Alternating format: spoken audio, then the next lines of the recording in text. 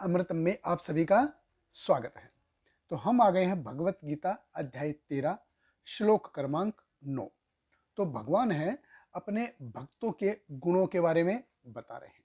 तो श्रीमद् भागवत में बड़े सुंदर तरीके से बताया गया है, यस्य अस्ति भक्ति भगवती अकिंचना सर्वे गुण तत्र समासते सुरा हरो अभक्तस्य कुते महत गुणा मनोरथेन अस्ति धावतो बहि। कि जो भगवान का जो भक्त होता है उसमें अच्छे गुण आ जाते हैं, अच्छी वैल्यूज आ जाती हैं। लेकिन जो भगवान का भक्त नहीं होता उसमें क्या होता है, वो दिखेंगे गुण जैसे, लेकिन जैसे उनको थोड़ा सा स्क्रैच करेंगे तो पता चलेगा कि रियलिटी कुछ और ही है। वो क्या है कि अपने मनोरथों को साधने में ही जिंदगी बिताता है। तो एक भक्त है और अभक्त, उसमें अंतर यही है। कैसे पहचान सकते हैं कि अगर किसी भक्त को हम गुस्सा दिलाएं तो उसको गुस्सा नहीं आएगा, लेकिन किसी अभक्त को गुस्सा दिलाएं तो उसको गुस्सा आ जाएगा। तो ऐसे ही पिछले श्लोक में भी जैसे भगवान ने अपने भक्तों के बारे में बताया, अपने भक्तों के गुणों के बारे में बताया कि वो किसी मान सम्मान की इच्छा नहीं रखता, वो दंभ नहीं करता, वो हिंसा नहीं करता, वो गुरु को भगवान के समान समझता है, वो शांत रहता है, सिंपल रहता है, शरीर और मन को स्वच्छ रखता है और स्थैर्य है।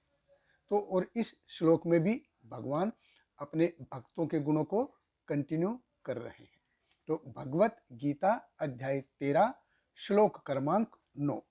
भगवान कृष्ण कहते हैं, इंद्रिय अर्थेषु वैराग्यम अनअहंकार एव च जन्म मृत्यु जरा व्याधि दुख दोष अनुदर्शनम। भगवान कृष्ण कहते हैं,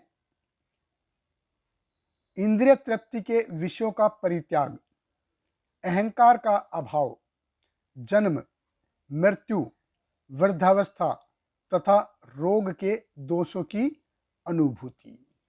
देखिए भगवान कृष्ण कह रहे हैं इंद्रिय अर्थेषु वैराग्यम। तो जब भी इंद्रियों की बात आती है ना तो ये विषय वस्तुओं की तरफ भागती है। राग, राग यानी कि अटैचमेंट, आसक्ति। वैराग्य यानी कि अनासक्ति, फ्री फ्रॉम अटैचमेंट, कि लगाव किसी से ज्यादा नहीं होगा। तो इंद्रिय, जो व्यक्ति इंद्रिय विषय वस्तु से ऊपर उठा हुआ है ना, वही सही मायने में भक्त बन सकता है। ये इंद्रिय भोग क्या है? इंद्रिय भोग ऐसे को विषय कहा जाता है। विषय यानी कि जो विष देते हैं, पॉइजन, जहर। अभी जहर पिया है, पॉइजन खाया तो एक बार में ही काम कर देगा, वो अपना एक बार में ही हरी बोल हो जाएगा। लेकिन विषय क्या है? ये बार बार बार बार बार बार व्यक्ति को मारते हैं। क्यों मारते हैं बार बार? क्योंकि भोग के प्रति जब आसक्ति रहेगी तो हमको न जाने कितने सारे घृणित कार्य करते रहने पड़ेंगे। एक हिंदी में कहावत भी ना कि चिता एक बार जलाती है, चिंता बार बार जलाती है। फर्क क्या है? फर्क सिर्फ एक बिंदी का फर्क है। इसीलिए इंद्रिय अर्थेषु वैराग्यम, जो भगवान का जो भक्त है वो अपने आप को विषय वस्तुओं से अलग रखता है। देखिए जब तक हम अपने आप को विषय वस्तुओं से ऊपर नहीं करेंगे, उनसे नहीं उभरेंगे, तब तक हमारे हृदय में सही माने में भगवान के प्रति जो आसक्ति है वो उत्पन्न नहीं हो सकती। फिर भगवान कृष्ण कहते हैं अनअहंकार। अहंकार यानी कि जो मैं दिख रहा हूं वो मैं हूं, लेकिन असल में हम वो जो दिख रहे हैं वो असल में हम है नहीं। हम जो दिखते हैं ना वो हम असल में है नहीं। हम ये शरीर नहीं है। ये घास, पेड़, पौधे ये भी शरीर नहीं है।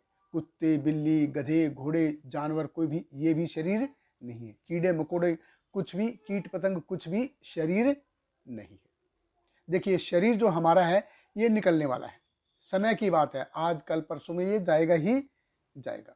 अनअहंकार मतलब मैं शरीर हूं, इस गलत धारणा से ऊपर उठना। और इस गलत धारणा से ऊपर कैसे उठा जाएगा? जब जन्म मृत्यु जरा व्याधि दुख दोष अनुदर्शनम, जब हम अपने जीवन में इसको देखेंगे। ये भौतिक जगत क्या है? ये भौतिक जगत असल में चार चीजें ही, जन्म मृत्यु, जरा, व्याधि। 4 चीज़ है। जन्म सभी का होता है, जन्म हुआ है। जन्म के बाद बीमारी आएंगी ही आएंगी, बुढ़ापा आएगा ही आएगा, मृत्यु आएगी ही आएगी, है कि नहीं? ये सब 4 चीज़ें ही हैं। भगवान कहते हैं कि आप सिर्फ जन्म लो, बाकी 3 चीज़ें मैं दे दूंगा फ्री गिफ्ट। वो होता ना, बाई 1 गेट 3 फ्री। तो खाली हमको जन्म लेना है, बाकी 3 चीज़ें भगवान अपने आप दे देंगे। देखिए, लेकिन विडंबना देखिए हमारी कि हम हैप्पी बर्थडे सेलिब्रेट करते हैं, किसी का जन्म होता है तो बहुत हम खुश होते हैं। अरे जन्म हुआ है तो जन्म लेते लेते हम रोते हैं, जिसने जन्म दिया है माँ वो भी रोती है, और ज़िंदगी भर हम अपने माँ बाप को रुलाते रहते हैं, ज़िंदगी भर रुलाते रहते हैं, और फिर हम बोलते हैं कि हैप्पी बर्थडे। हैप्पी, उसमें कुछ हैप्पी है नहीं, और फिर भी यही माया, यही माया, फिर भी हम बोलते कि हैप्पी बर्थडे टू यू, यही असल में माया है। हम देखते हैं कि वो जन्म, उसका जन्म हुआ है, वो भी शी करेगा, शू करेगा, वो भी उन्हीं चीज़ों से गुजरेगा जिनसे हम गुजरे हैं। 5th स्टैंडर्ड में जाएगा, पहले बाबा ब्लैक शिप, फिर 5th स्टैंडर्ड में जाएगा, फिर 10th में जाएगा, फिर कॉलेज में जाएगा, एग्ज़ाम देगा, ये सब करेगा, वो करेगा, शादी होगी, बच्चे होंगे। हम जिस सिचुएशन से गुजरे हैं, आगे आने वाला समय इससे भी खराब है, तो वो उससे भी खराब सिचुएशन में से गुजरेगा। देखो, ये 4 प्रॉब्लम है जिंदगी में, ये सही है। इसके ऊपर से 3 टाइप के क्लेश, अधिदैविक क्लेश, अधिभौतिक क्लेश, अधिआत्मिक क्लेश। कुछ नहीं तो हमको एक मच्छर काट के जाएगा और वो मलेरिया करेगा। देखिए, तो प्रकृति है वो कितनी सुंदर दिखती है, लेकिन यहाँ पे प्रकृति में एक तिनका भी है, वो भी संघर्ष कर रहा है। इसलिए अच्छा यही है कि भगवान और भगवान के भक्तों की सेवा की जाए, उनका भक्त बना जाए और इस संसार से निकला जाए। बहुत बहुत धन्यवाद। हरे कृष्णा। श्रील प्रभुपाद की जय। Hare Krishna, Hare Krishna, Krishna Krishna, Hare Hare, Hare Rama, Hare Rama, Rama Rama, Hare Hare.